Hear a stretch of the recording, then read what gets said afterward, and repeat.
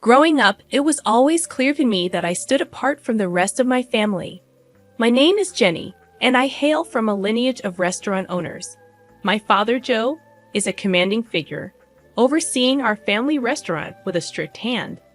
My mother, Linda, is his impeccable partner, constantly engrossed in managing the staff. Then there's my older brother, Mike, the golden boy groomed to inherit the family business. I recall a night at the dinner table, the air saturated with the savory scent of Dad's renowned roast. Mom enthusiastically shared details about a new recipe they were experimenting with. "Jenny, you'll love this one. It has that fancy herb you adore. What's it called again?" she asked, her eyes sparkling. "Thyme," I mumbled, idly picking at my food. Mike, mouthful, laughed dismissively from across the table. "Who cares about some dumb herb? Wait till you see the new grill Dad's getting for the restaurant. That's the real deal." Dad nodded, his gaze fixed on me. "Speaking of the restaurant, Jenny, when are you going to start taking an interest?" "You're not getting any younger." Attempting to make myself inconspicuous in my chair, I responded, "When I'm Dad. I like being outside with the plants and stuff." Mom sighed, exchanging a glance with Dad. "Plants? What are you going to do with plants?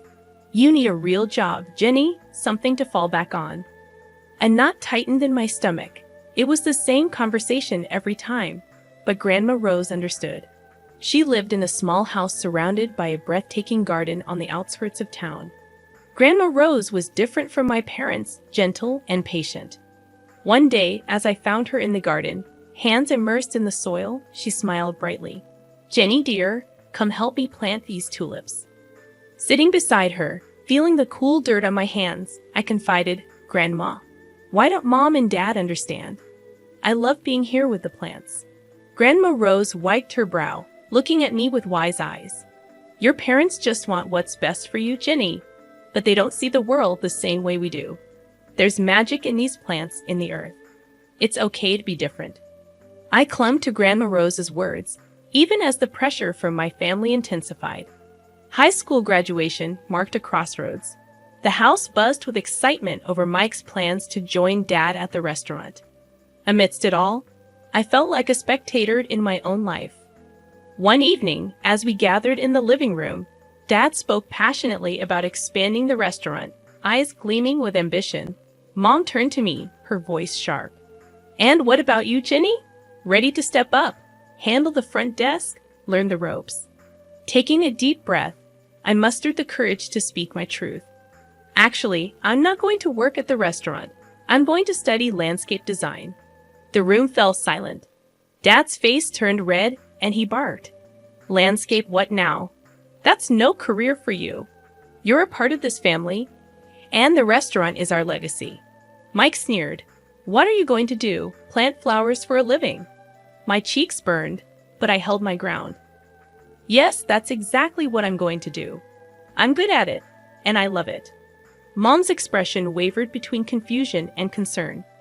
"Jenny, be sensible. You can't make a living off playing in the dirt." I rose to my feet, a surge of defiance coursing through me. "It's not just playing in the dirt, Mom. It's creating something beautiful, something real. I'm not asking for your approval, but I am telling you, this is my decision." Dad slammed his hand on the table, his voice booming. "If you choose this foolishness, you're on your own. Don't expect any help from us." A knot tightened in my stomach, but my voice remained steady. "Fine, I'll do it on my own."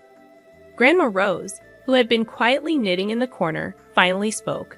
Her voice was calm but carried weight. "Joe, let the girl follow her heart. She's got a gift, and it would be a sin to waste it." Her eyes fixed on Dad. Dad let out a frustrated grunt, turning away. "Fine, do what you want, but don't come crying to us when it all falls apart." I turned to leave the room, my heart pounding. Mike called out after me, his voice dripping with sarcasm. "Good luck, gardener. Let's see how far those flowers get you." Stepping into college life felt like diving into deep water, thrilling yet daunting. I, Jenny, was far from the familiar paths of my family's expectations, ready to carve my own way in the world of landscape design. I still remember the buzz of the first day in class, the room swirling with the energy of eager students. I found a spot in the back, trying to shrink into the shadows. That's when Zoe, a girl with fire engine red hair and eyes full of mischief, dropped into the seat next to me. "Hey there, Nudie. I'm Zoe, a first-timer in landscape design." I gave a shy nod. "Yeah, I'm Jenny. It's all a bit overwhelming." Zoe's laugh was loud and genuine. "You'll fit right in. Wait till you get your hands into the real dirt. It's epic. What dragged you into this world?" I hesitated, the disapproval of my family still fresh. "I've always loved plants, the outdoors. It's where I feel right, you know." Her grin widened. "Perfect place for you then." Classes were a whirlwind of learning and creating. I absorbed things like a sponge, from the science of soils to the art of design. I was finally speaking a language I loved. After one particularly intense session, Mr. Davidson, our professor, a man as tall and sturdy as an oak, called me over. "Jenny, your designs, there's something else. You've got a real knack for this." His voice was serious but encouraging. I was stunned. "Really? Thank you, Mr. Davidson. I'm just trying to do my best." He leaned forward, his eyes piercing. "There's potential in you. Don't let it go to waste. Push harder." His words became my mantra. I started to live in the studio, my designs becoming more ambitious, more expressive. It was exhausting but exhilarating. But even in those moments of joy, a part of me yearned for my family. Despite everything, one quiet evening, I gathered the courage to call home. The phone rang, each tone heavy with anticipation. Finally, Mom's voice came through, sharp like a knife's edge. "What? What do you want, Jenny?" Her tone stung, but I pushed on. "I just wanted to check in, see how everyone is." She snorted, her voice dripping with scorn. "Oh, now you care, after running off to play in the dirt, abandoning your own family." I gritted my teeth, struggling to maintain a steady voice. "I didn't abandon anyone, Mom. I just chose a different path." Her laugh was bitter. "A dead-end path, you mean? Don't expect us to be here waiting when it all crumbles around you." The call ended, leaving a sour taste in my mouth. However, it also ignited a fire within me. I dove back into my work with renewed determination, intent on proving not only to my family but to myself that I was on the right path. Life has a way of throwing curveballs, and mine came in the form of a phone call during my final year of college. It was Aunt Clara, my mom's sister, her voice shaky and strained. "Jenny, it's about your Grandma Rose. She passed away last night." Aunt Clara's voice cracked with emotion, and I felt the ground slip away beneath me. Grandma Rose had been my rock, the one person who believed in my dreams. Losing her felt like losing a part of myself. The funeral was a somber affair, my family stiff and formal. Dad, Mom, and Mike looked like strangers to me. After the service, I'd overheard Mom talking to Aunt Clara. "I still can't believe she left that house to Jenny. What's she going to do with it? She can barely take care of herself." Mom's voice dripped with disapproval. I felt a surge of anger, but bit my tongue, avoiding a confrontation. The will reading was a few days later. Grandma Rose had left me her house, the beautiful garden haven where I had spent countless hours. My family was shocked, their whispers sharp as thorns. "Why would she leave it to Jenny? She's never around anyway," Mike muttered under his breath. Dad's face was like thunder. "This is ridiculous. That house could have been sold. Put money into the restaurant." I stood up, my voice steady but firm. "Grandma knew I loved that house, that garden. It was where we spent so much time together. I'm going to keep it, just as she wanted." Mom's response was cold and harsh. "So you're just going to live there alone, playing in the dirt? What a waste." Their words stung, but I had made up my mind. I moved into Grandma's house, immersing myself in the garden she had loved so dearly. I started renovating the place, pouring my heart into every plant, every flower bed. As the months passed, I transformed Grandma's garden into something truly special. It became my sanctuary, a place where I could be myself away from the judgment and expectations of my family. The day the invitation to Mike's wedding arrived at my doorstep, was a day of mixed feelings. It was a fancy piece of paper with golden letters against a white background, representing a part of my life I had left behind. Staring at it, a storm of emotions churned inside me. I decided to go, but on my terms. I dressed in a way that felt true to me, elegant but simple, a far cry from the dirt-stained clothes they remembered. Entering the restaurant, the sights and sounds of my past life engulfed me. I spotted my family across the room, Mom, Dad, and Mike, all decked out, looking like a picture-perfect family. Bracing myself, I walked over. "Jenny, I didn't think you'd accept the invitation." Mom's voice was sharp, cutting through the noise. "I came to see Mike get married." "It's a family event, isn't it?" I replied, trying to keep my voice level. Mike glanced at me, his smirk familiar and unwelcome. "What's the matter? Ran out of bushes to trim?" Decided to play dress up for a change. I felt a familiar sting, but I brushed it off. "I'm just here to wish well, Mike." It was then that his bride, a tall woman with a haughty look, chimed in. "Oh, this is the infamous gardener sister. Did you manage to scrub the dirt from under your nails, dear, or is it your natural look?" Her words, sharp and mocking, hung in the air. I clenched my jaw, refusing to let her see how deep they cut. "I clean up just fine, thanks for asking." "Congratulations to you both." Dad's eyes were cold, his voice colder. "Your being here doesn't erase the past, Jenny. You chose your path." Their words were like thorns, but I had grown a thick skin. I'm not here to rehash old arguments, just wanted to wish Mike a happy married life. I was quickly ushered to a small table in the corner, away from the family. Sitting there, I could feel the curious stares and hushed whispers.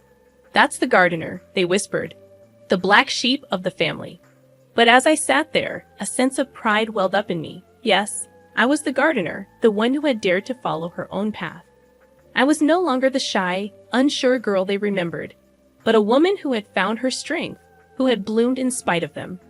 My discomfort only grew as the evening stretched on.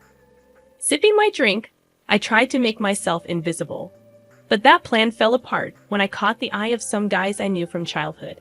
Mike's friends, the same ones who used to join him in mocking me. "Look who's here, the family's little dirt digger," one of them, Jake, sneered as they approached, a smirk plastered on his face. I took a deep breath, steeling myself.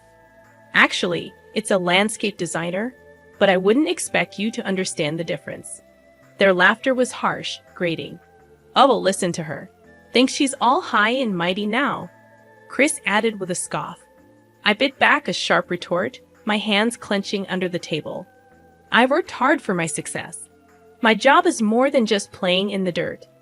Their amusement was cut short when an elderly man at the next table interjected. He had been listening, his expression growing increasingly disapproving. "I've seen this young lady's work, the new park downtown. That's hers.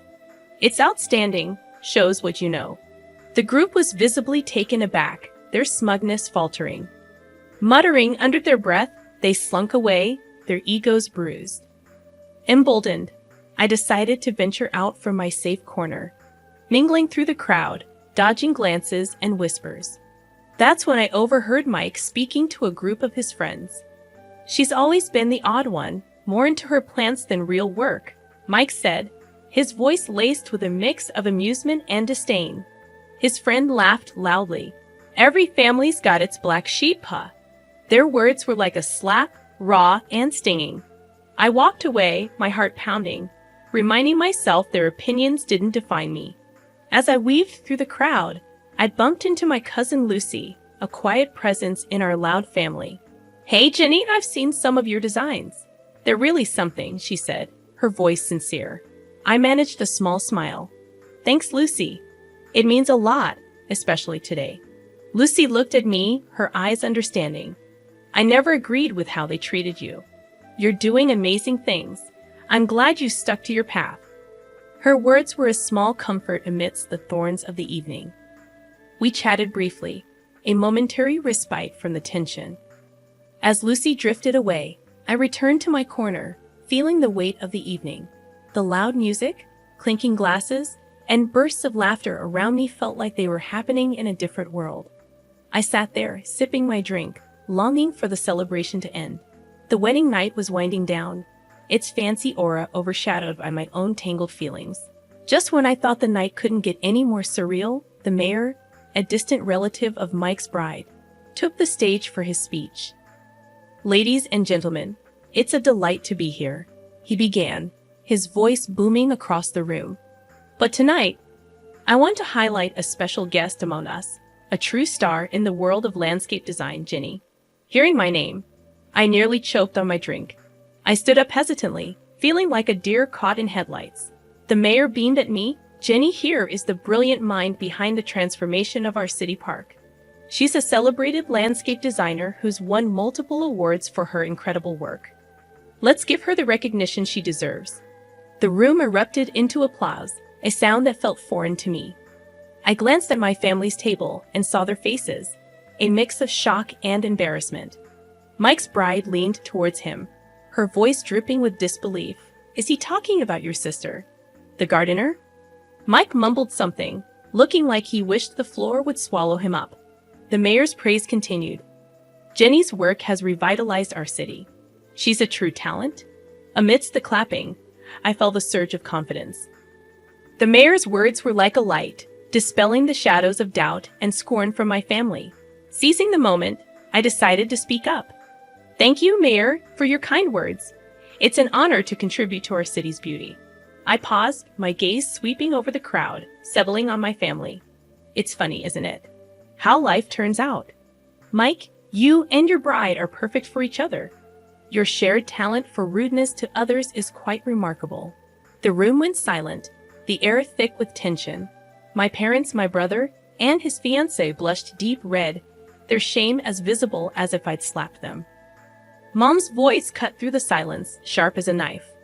"Jenny, what are you saying? This is your brother's wedding." I met her gaze unflinching. "Just speaking the truth, Mom, something our family seems to struggle with." Mike stood up, his face red with anger.